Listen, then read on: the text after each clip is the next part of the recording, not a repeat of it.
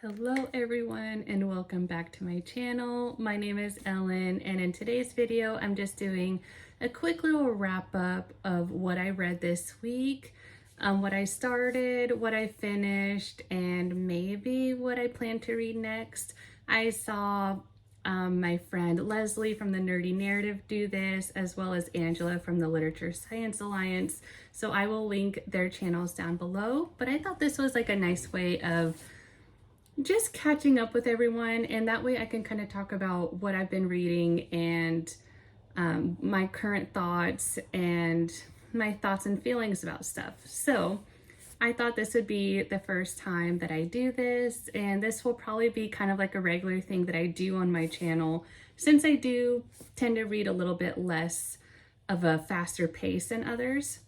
So let's just get into it. The first book that I started and actually finished this week was I'm Glad My Mom Died by Jeanette McCurdy. I feel like everyone has been reading this book, and for good reason. Like, it's not just because it's a memoir from a former Nickelodeon star. Like, it's so much more than that. You're reading this memoir from someone who seemed to have it all. She played the infamous Sam Puckett from the show iCarly. And that was a show that I watched growing up. It was one of the popular shows, and she played like a really funny character, someone who was like the loyal best friend who wasn't afraid to kick butt for her best friend Carly. And it was a pretty good show. It wasn't one of my favorites, but it was, pretty up there. And so when I saw that she was releasing a book, let alone a memoir, called I'm Glad My Mom Died, I was very intrigued. I was like, what is this story even going to be about? And it turns out that while we all laughed and had fun with this character, Jeanette McCurdy herself was going through a very tumultuous time in her life. In a nutshell, we're hearing her perspective about how her mom introduced her to eating disorders to try to stay young as long as possible, because she was trying to book roles for roles that were for a little bit younger of an age that she is, and she just wanted to prevent herself from growing up, and just this desire to people please and please her mother. And it was like her job and her mission to make her mother happy, and it was a very difficult thing for her to do, to keep her mother happy. So I listened to this on audiobook from my library, and it's about like a 6.5 or almost 7 hour audiobook. And so I was listening to it in between doing chores, dishes, and whatever. And I'm really glad that I listened to it, because Jeanette McCurdy herself narrated her memoir. And it was nice hearing her voice, because I remember hearing her voice on the show and it just felt more authentic to me. I could understand the story better just from hearing it herself. And there was one part at the end where her voice was actually got a little emotional. Usually she has a little bit more of like a deadpan way of speaking, but there was a moment towards the end where I could hear some emotion in her voice. And it was just a really amazing memoir. 5 out of 5. I really liked it, and I could tell that she enjoyed writing this book. I think she really just felt authentic in writing this story, like from her point of view. She's not playing a character. She's not saying or doing things to please her mother or anybody else other than herself. She said in her memoir that writing is where she felt the most authentic. Acting, you're always trying to pretend to be somebody else. And then when she was home, she wasn't always thinking and saying out loud and doing the things she really wanted to do, because she was trying to please her mother. So I could just feel her journey into discovering who she is and overcoming her addictions and finding what makes her happy. And wow, that last line was obviously not going to spoil it for you guys, but how she ended the book was just really impactful and very powerful. So if you somehow have not read I'm Glad My Mom Died by Jeanette McCurdy, I highly recommend that you do, because you're not going to regret it. And what I've been kind of doing recently is having an audiobook to listen to when I'm like in between doing stuff, and then having a physical book to read when I have a moment to myself. And I don't know what it is, but I guess I was in the mood for memoirs about people losing their mothers, because physically I've been reading Crying in H Mart by Michelle Zauner. And this was just a book that blew up in the last year or two, and it has been on my radar for a while.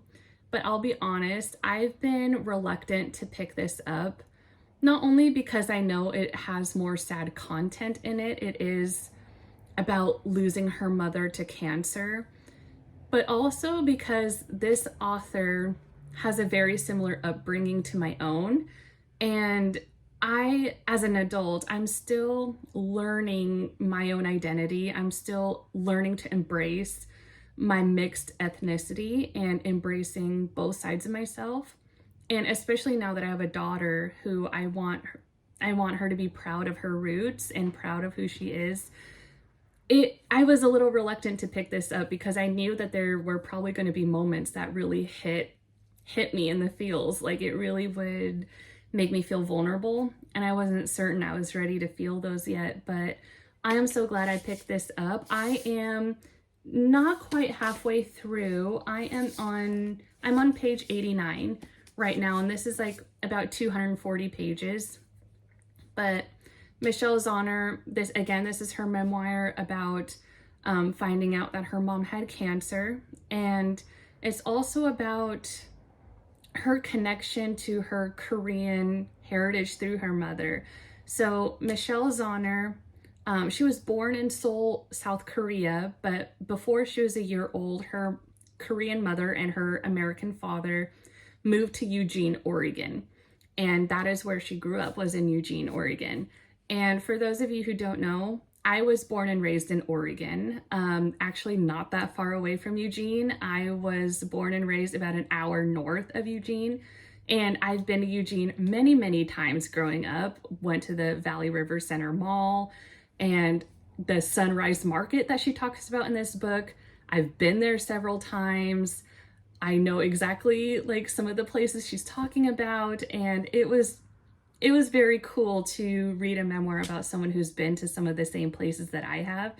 And just like her, my mother is Japanese, not Korean, but my mother's Japanese and my father is white.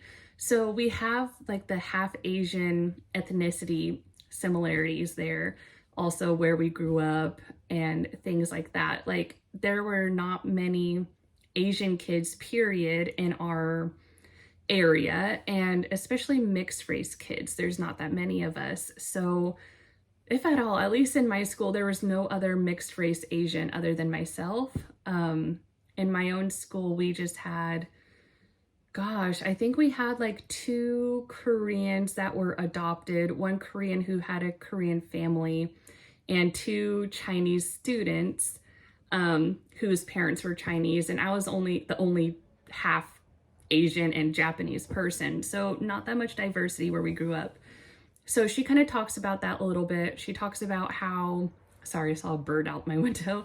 But Michelle Zauner talks about her growing up and like her relationship with her mother, how that kind of went from when she was born to growing up, her times in South Korea when she would visit with her mother, and just how they connected with food. You know, like the food is really where they bonded, and food was where she felt the most Korean, was by eating the Korean food, bonding with her mother about it, having her mother teach her how to eat different foods, and don't put too much of that, don't make it too salty, or kind of showing and sharing how food can really connect people, how food can also be connected to memories, and how certain food can remind you of certain people that are very important to you. And there were definitely moments in this book where made me emotional, because I lost my Japanese grandparents. I lost my Japanese grandfather when I was 12, my oji-chan, and I lost my oba-chan, my grandma, January of 2020. So right before the pandemic happened, I lost my obachan, and I was also 6 months pregnant with my daughter. And it was it was the most difficult times of my life, losing my ojichan and my obachan, because even though they lived in Japan, they would often visit us every summer and spend the summer with us. And even though we didn't speak the same language, me and my siblings didn't know a bunch of Japanese growing up, but we can still be connected and still communicate. And she had like that similar experience when she would go to South Korea and meeting her aunts and her cousins and her grandma and grandpa, how even though she didn't speak Korean, she would still bond with them over food and like, just learning how to communicate a lot with food. And I think that's why it was important to put like noodles on the front cover, because a lot of it is food. Like food is how she kept her connection going with her Korean roots. And there was just a passage that I wanted to read that really hit home for me, especially with, my background being similar to her. She wrote in the very beginning, she wrote, "Am I even Korean anymore if there's no one left to call and ask which brand of seaweed we used to buy?" And that was just really emotional for me, just because I feel like for any mixed race people like myself or Michelle Zahner, we only have our connection to our heritage through that parent that's from that other country. And now that her mother's passed away, she's like, am I even Korean anymore? Because I don't know everything. I'm not fluent in Korean. Like she feels kind of lost, like she lost that connection, and can she even consider herself Korean? And I want to do a dedicated review for this book once I complete it, just because I feel like there's so much to unpack here. And I feel like there's going to be so many moments that I want to talk about, spoiler free and spoilery. So look forward to a dedicated book review for this one once I finish it, because there's so many things that I want to discuss in this book. But I'm really glad that I'm reading it, and I can't wait to finish it. And as of right now, that's all I had going on. Because I finished I'm Glad My Mom Died via audiobook, I need to find a new audiobook to listen to, and I'm not sure what I'm in the mood for. I'm probably going to pick up maybe like a historical romance or something like that from my library. Typically, I try not to choose such heavy-hitting books for audiobooks, but that one was too tempting, and I finally got the hold from my library, so I really wanted to go for it. So in terms of audiobook, I'm thinking next I'm going to find like some historical romance. I do really like Lindsay Sands and Tessa Dare. I might want to reread a Tessa Dare book, like what is it? Like, I can't remember the series, but her Duke series. I really like those, so I think I might try to choose something like that, just to kind of listen to something a bit more lighthearted, have a different change of pace, especially since both the audiobook and the physical book were heavy-hitting memoirs. This book is pretty short. I'm hoping to get Crying in H Mart finished before I do the next week's weekly wrap-up. And if I finish this soon in the next few days, I really want to get to a sequel, because I've read some first books in a series and then I never completed the series. Like, for example, The Wolf of Oren-Yaro, that's right there. I read the first book, never read the second or the third book. So there's that one. There's, oh my goodness, where is it? Oh, City of Brass. I read the first one, never read the second or the third book.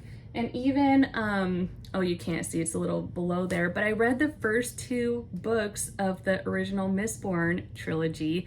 I started The Hero of Ages, and it was kind of boring to me, so I put it down. So I probably should finish that too. So because I'm a mood reader, I'm just not exactly sure what I'm gonna pick up next, but pretty certain for audiobook, I'm gonna pick a historical romance. So next week I will let you know what I end up picking up for audiobook. And once I finish this, I'm hoping to get to one of the sequels that I really need to get to so I can continue and finish the series, because I have so many series on my shelf, as you can see, and the only series that I've finished is like the Diviner series by Liva Bray. And I mean, yeah, I have so many. So I need to get better at finishing series, because that's a big goal of mine for this year, is to just keep the momentum going, and not be so afraid of finishing a series. So that is all that I have for you guys today. Thank you so much for watching. If you made it this far, I really appreciate it so much. And if you haven't already, go ahead and like and subscribe to my channel. I would love to have you and have more discussions in the comment section down below. Let me know if you have read Crying in H Mart or I'm Glad My Mom Died. If you have, I would love to discuss this with you and just, you know, talk about more in-depth situations that happened in these books, because wow, was it a lot. Anyway, thank you guys so much for being here, and I will see you guys in the next one. Bye.